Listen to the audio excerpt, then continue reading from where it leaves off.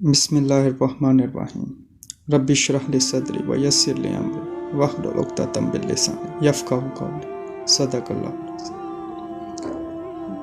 Hubble TV के नाज़रीन, अस्सलामु अलैकुम वरहमतुल्लाहि वबरकातुहू।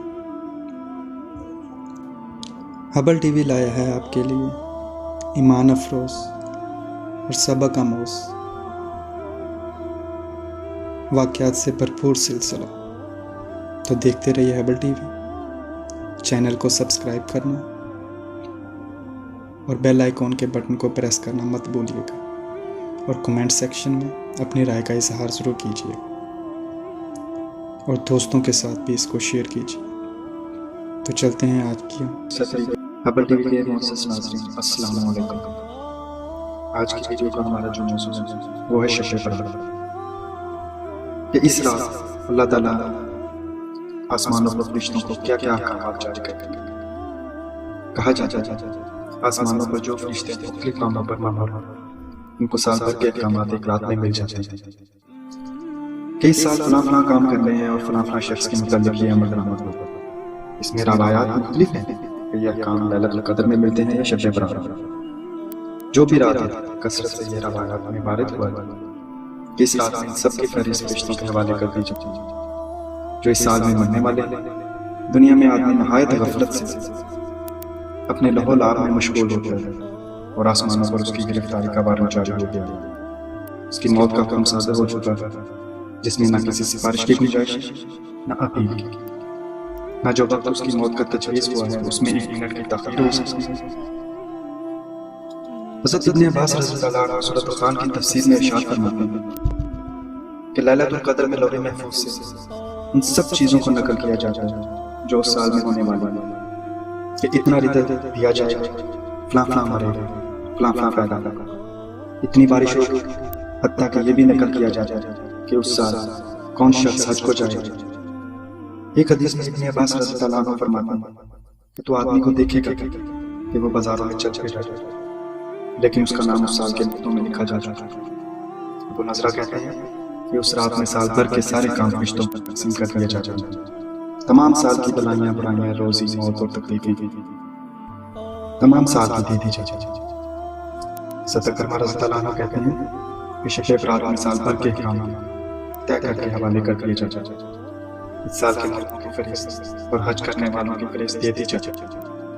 इनमें ना कमी हो सकती ना ज़्यादती। एक हदीस में हुज़ूर सल्लल्लाहु अलैहि वसल्लम का इरशाद है कि एक शुबान से दूसरे शुबान तक जितने मरने वाले हैं, इन सब के औकात लग कर दिए जाते हैं। हत्ता के आदमी दुनिया में निकाह कर इसका बच्चा पैदा होता है, लेकिन आसमान में उसका नाम मुर्दों की फरिश्त में आ चुका है।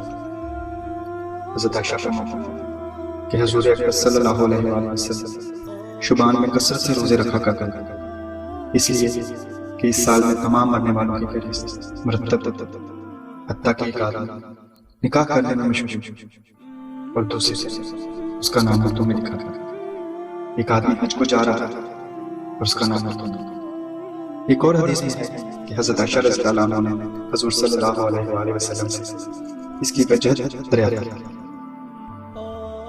कि हुज़ूर सल्लल्लाहु अलैहि वसल्लम शुबान में रोजे बहुत कसरत से रखते हैं। हुज़ूर सल्लल्लाहु अलैहि वसल्लम ने फरमाया कि इस साल कि इसमें साल भर के मुर्दों की फरिश्त नहीं। मेरा दिल चाहता है कि मेरा नाम जब मुर्दों की फरिश्त में आए तो मैं रोजे रखूं। नाज़रीन, इससे रोजे की अहमियत का अंदाज़ा लगा। एक हदीस में है कि निसफ शुबान की रात को की तलाश में मलकुल मौत उस साल में मरने वालों की इत्तला फरमाता है।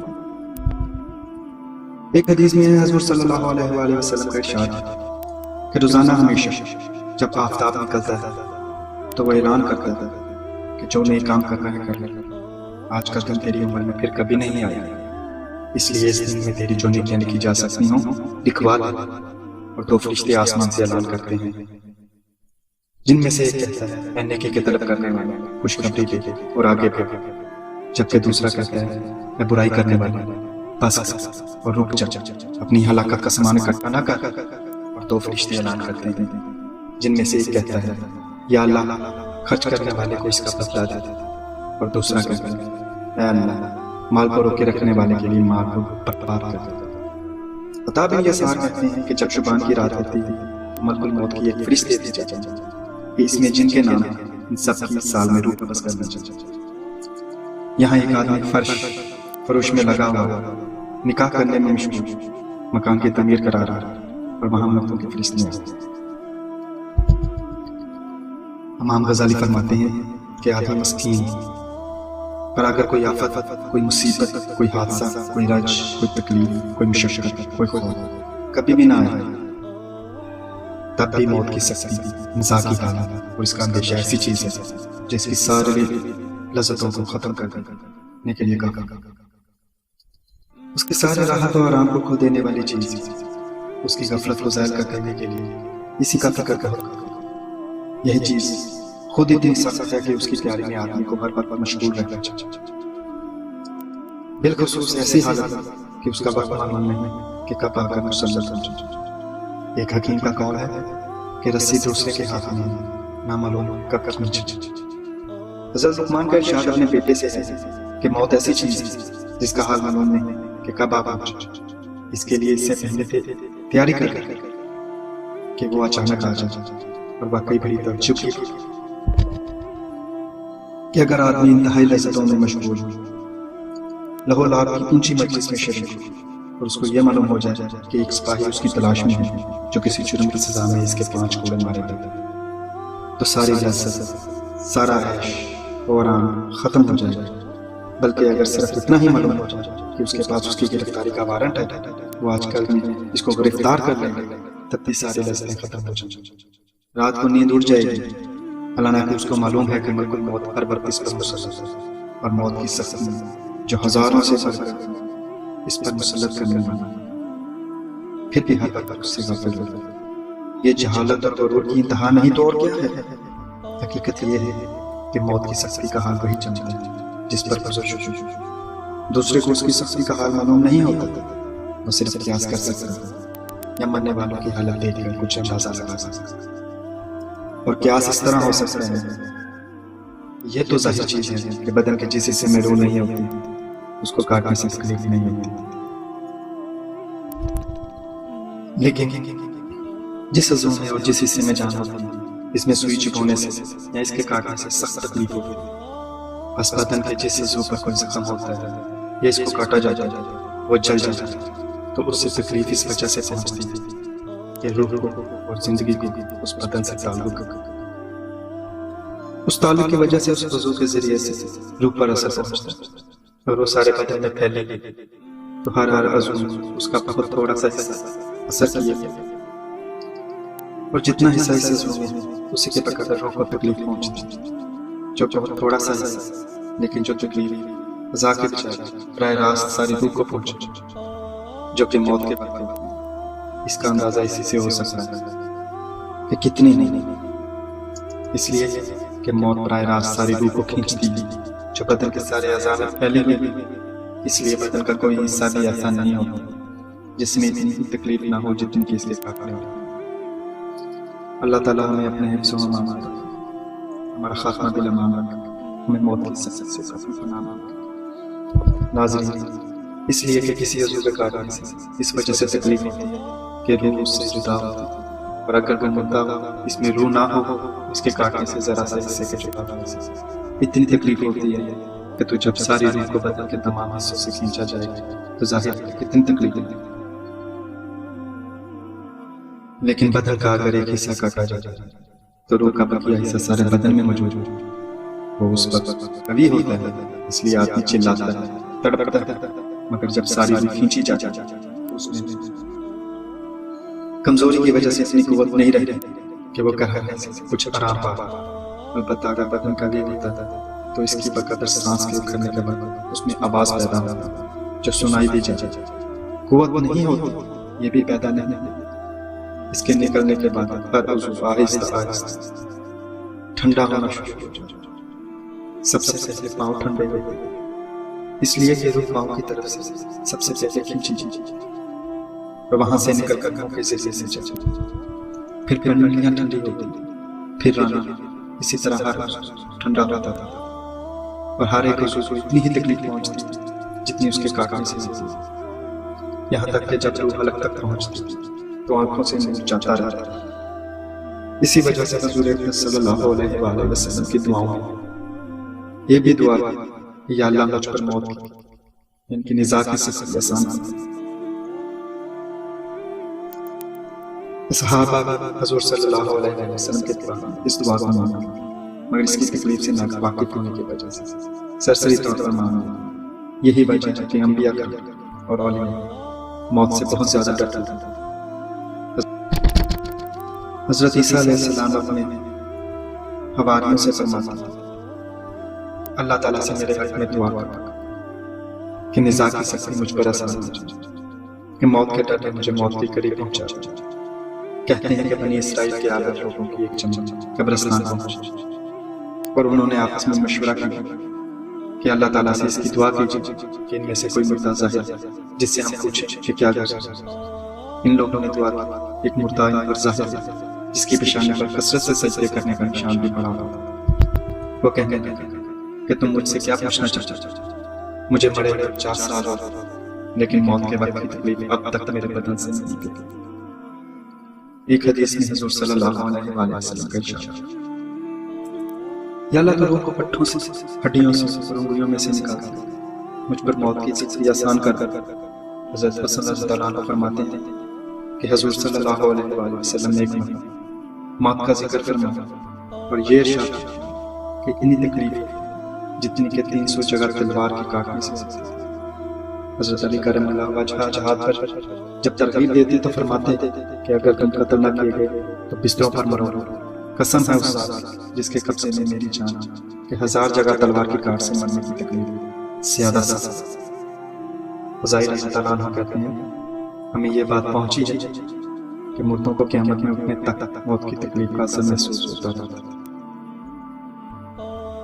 حضرت شد ابن اوس کہتے ہیں کہ موت دنیا اور آخرت کی سب تکلیفوں سے زیادہ سخت، وہ آرا چلا دینے سے زیادہ سخت، وہ کینچی سے کتر دینے سے زیادہ سخت، وہ دیگ میں پکا دینے سے زیادہ سخت۔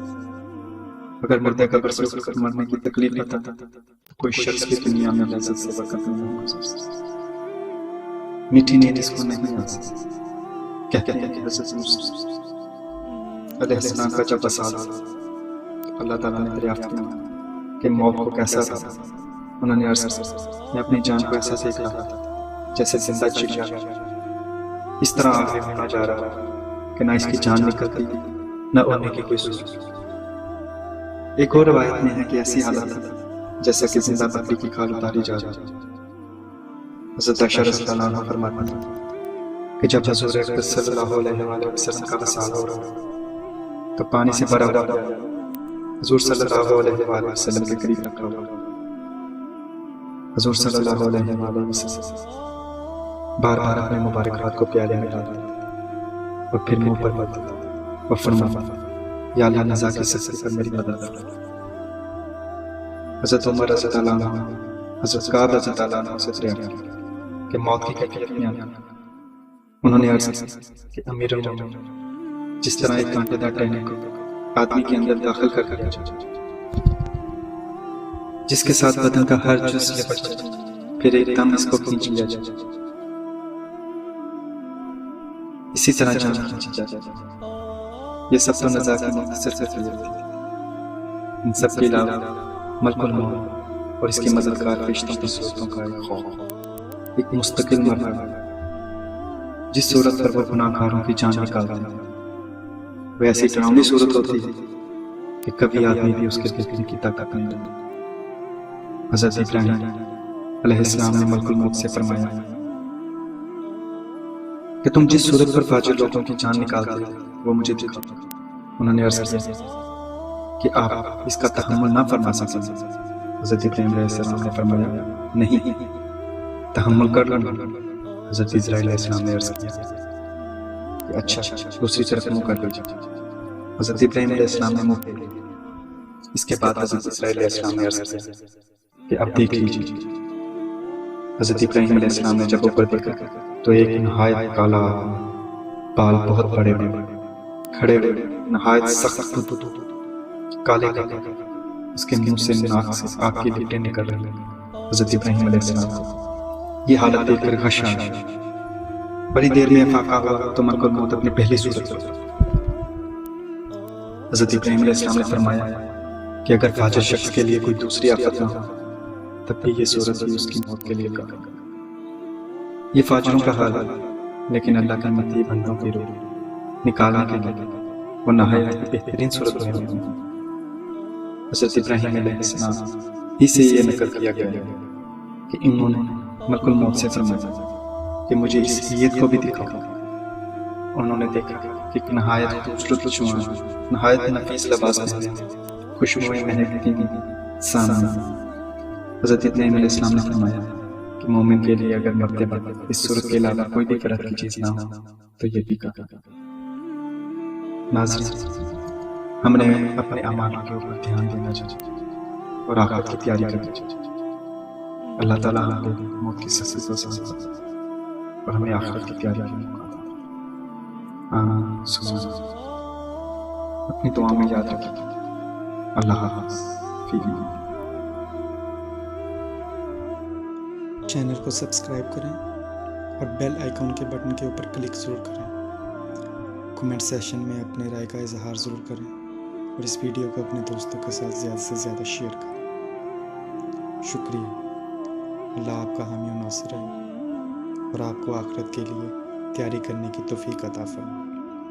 آمین ثم آمین۔ ہمیں اپنی دعا میں یاد رکھیے گا۔